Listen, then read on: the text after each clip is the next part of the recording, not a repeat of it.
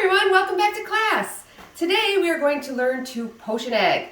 So what are you going to need to do this? You're going to need a slotted spoon, you're going to need a whisk, you're going to need a boiling pot of water about 4 inches deep, you're going to need about a tablespoon of vinegar. You can use white vinegar, you could use apple cider vinegar, which is I'm using today. Don't worry, it will not make the eggs taste like vinegar.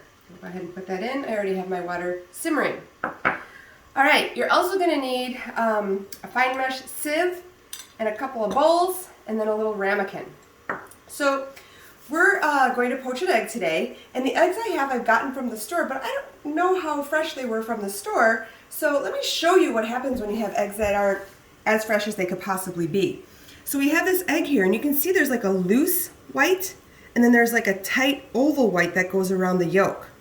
That's what happens when an egg gets a little bit older. It kind of separates those two whites. So what I've done to counteract that is I put my egg in a fine mesh sieve, and you can see the loose whites have sunk through to the bottom. So I'm just going to go ahead and take that and put it in my ramekin. All right. So when you're boiling, you're boiling water, you're at 212 degrees. We are poaching something, which is around 160 to 180 degrees. So you don't want to have that rapid boil when you're putting your egg in. Now, the reason that I took those extra loose whites around from the egg is because if I were to put those in as it was poaching, it would kind of go all over the pan. I'm sure if you've ever tried poaching eggs before and things get everywhere. So that's going to kind of help keep that from happening. The other thing that I do not do is I don't add salts, because that kind of makes the eggs a little looser too. The vinegar kind of helps tighten them up.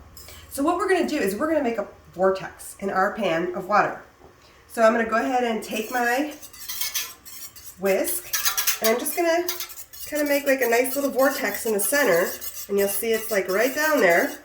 And once I have my vortex, I'll pull this out and just drop the egg in.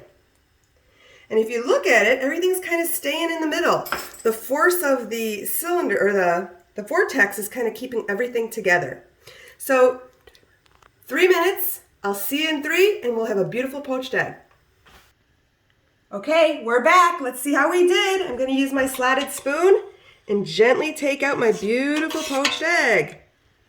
You can see it held together nicely.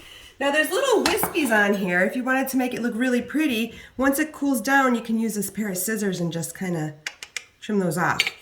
Let's see how we did. What we're looking for here is we want the whites to be held together, and then when we break into it, we want that yolk to be really liquid. So let's see how it looks. Oh, that looks delicious. I can't wait to make a salad and put this egg on there for you guys.